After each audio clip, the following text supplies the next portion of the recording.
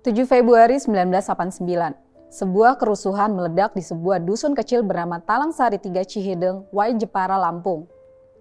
Komisi Nasional Hak Asasi Manusia melaporkan akibat peristiwa ini, setidaknya sebanyak 130 orang terbunuh, 77 orang dipindahkan secara paksa, 53 orang dirampas haknya secara sewenang-wenang, dan 46 orang lainnya disiksa. Benarkah kasus pelanggaran hak asasi manusia berat pada 36 tahun lalu ini disebabkan oleh kebijakan Presiden Soeharto? Dan inilah Putar balik.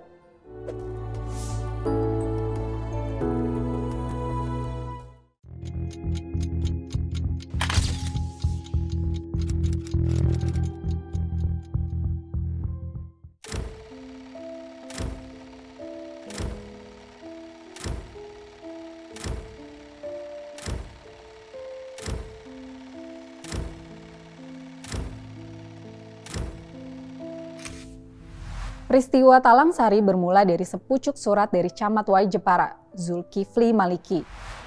Tempo melaporkan kronologi kejadian ini dalam laporan berjudul Sebuah Letupan di Lampung Tengah yang terbit pada 18 Februari 1989. Kronologi kejadian ini disusun berdasarkan penuturan saksi mata, ditambah keterangan dari aparat.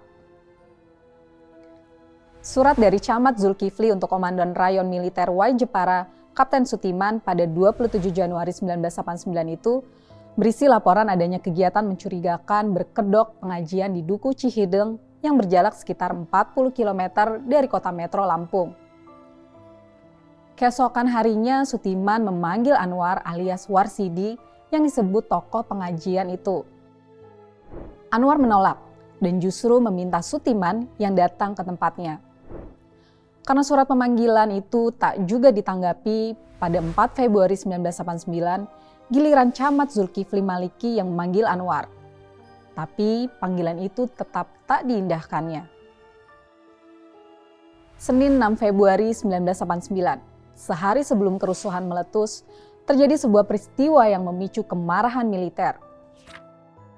Waktu itu, Kepala Komando Distrik Militer 0411 Lampung Tengah, Mayor Sinaga mengajak Sutiman dan beberapa anak buahnya ke Cihideng untuk bertemu Anwar. Rombongan berangkat pukul 10 pagi. Saat itu, Camat Zulkifli Malik, Kapolsek Wai Jepara Letnan 1 Dul Badar, dan Kepala Desa Raja Basalama, Amir Puspamega, bergabung dengan rombongan. Ada juga pemimpin Pondok Pesantren Mambal Ulum, Kiai Pardi yang ikut. Mereka berharap pendekatan persuasif akan memuluskan negosiasi dengan Anwar. Saat rombongan tiba di depan markas kelompok Anwar, dua penjaga memakai seragam hitam meneriakkan takbir, seraya melepaskan anak panah ke arah Kapten Sutiman. Sutiman sempat melepas beberapa tembakan, begitu juga dengan anggota kepolisian dan militer yang ikut. Tapi dari dalam bangunan musola dan rumah-rumah di markas itu, para pengikut Anwar langsung menghambur. Dalam laporan, disebutkan sejumlah perempuan dan remaja ikut menyerbu. Mereka membawa panah dan golok. Diperkirakan ada 300 anak buah Anwar yang ikut menyerbu. Suasana pun kacau balau. Desing anak panah dan teriakan hiruk-pikuk berbaur dengan letusan senjata api. Mayor Sinaga memerintahkan rombongan untuk mundur. Mereka semua selamat keluar dari tempat itu, termasuk anggota Koramil Kopral 1 Yatin yang punggungnya sempat ditembus panah sedalam 7 cm. Tapi Sutiman tertinggal di lokasi dalam kondisi luka yang berat. Ia diduga terkena panah beracun. Menurut pengakuan seorang tukang ojek yang ada di lokasi, Sutiman terlihat sempat berusaha melawan. Tapi kemudian pundaknya dibacok golok dan celurit. Sutiman pun tewas.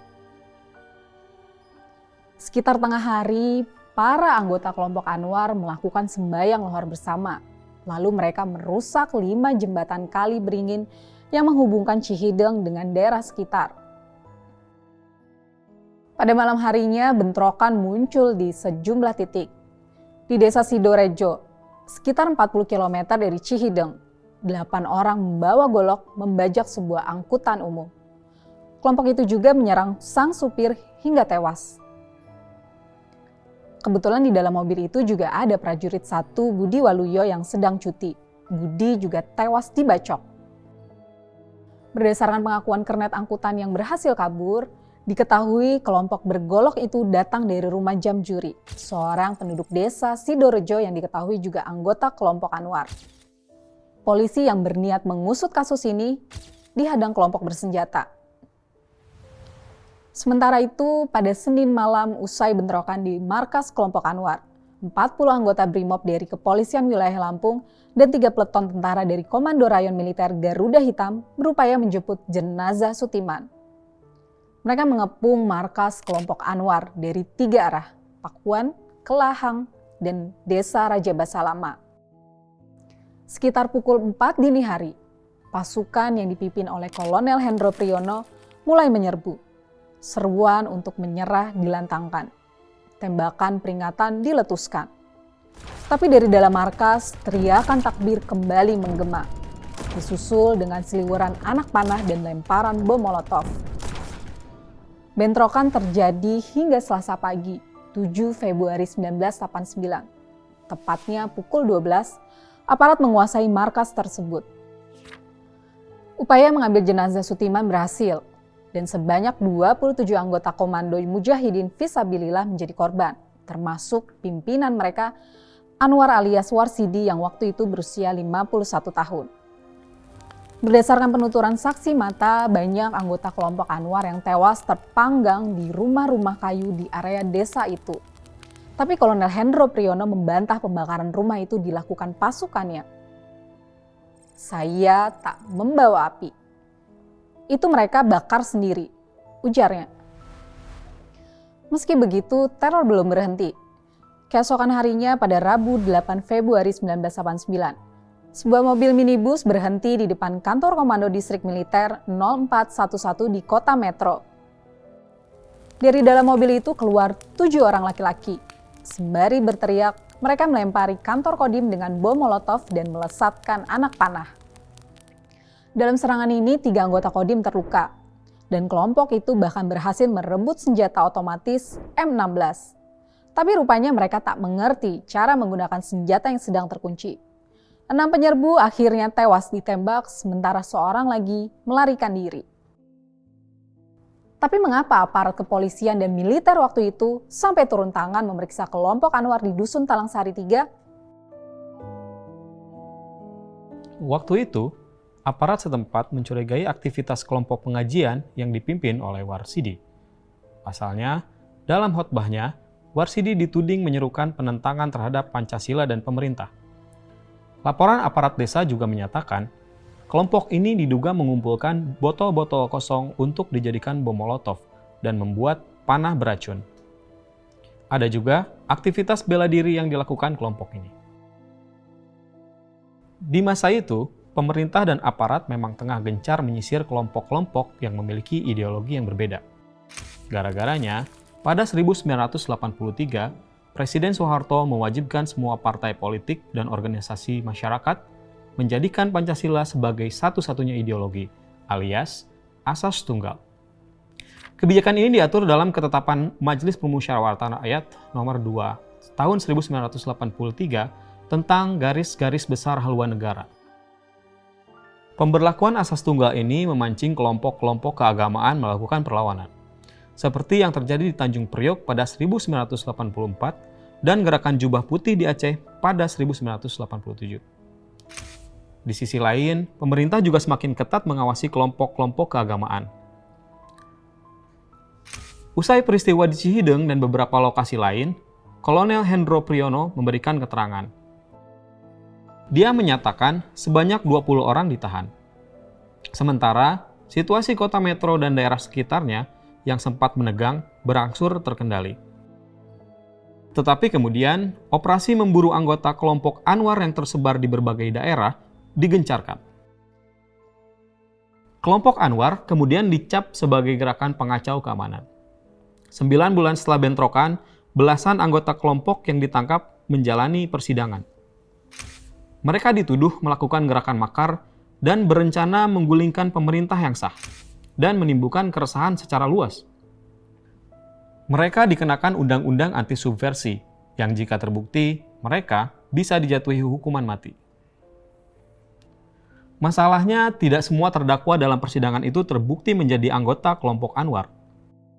Waktu itu, dalam operasi pencarian anggota kelompok Anwar, sejumlah orang yang dicurigai ditangkap. Tapi, belum terbukti apakah mereka benar-benar anggota kelompok Anwar atau bukan. Masalah tak berhenti di situ. Bertahun-tahun usai peristiwa tersebut, sejumlah penyelidikan independen seperti yang dilakukan Komite Solidaritas Mahasiswa Lampung atau Semalam dan tim advokasi korban Talang Sari menghasilkan sejumlah temuan penting. Dalam laporan itu disebutkan, setidaknya ada 246 penduduk sipil tewas.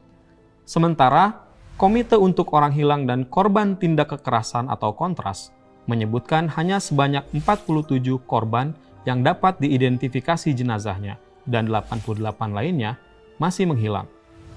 Tapi tak pernah jelas berapa jumlah korban sesungguhnya.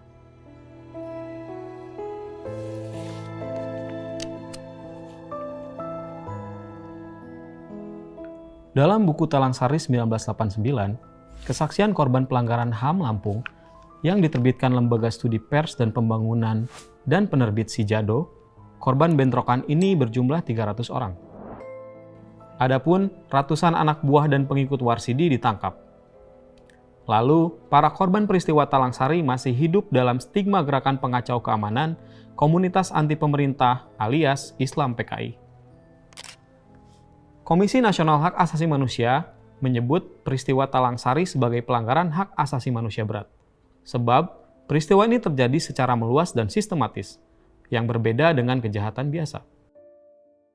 Menurut Komnas HAM, berdasarkan pasal 9 Undang-Undang Pengadilan Hak Asasi Manusia, penyerangan terhadap kelompok sipil yang dilakukan atas perintah atau komando dari atasan militer maupun non-militer dapat dikategorikan sebagai kejadian yang terjadi secara sistematis, sehingga dapat disebut sebagai kejahatan terhadap kemanusiaan dan patut dibawa ke pengadilan.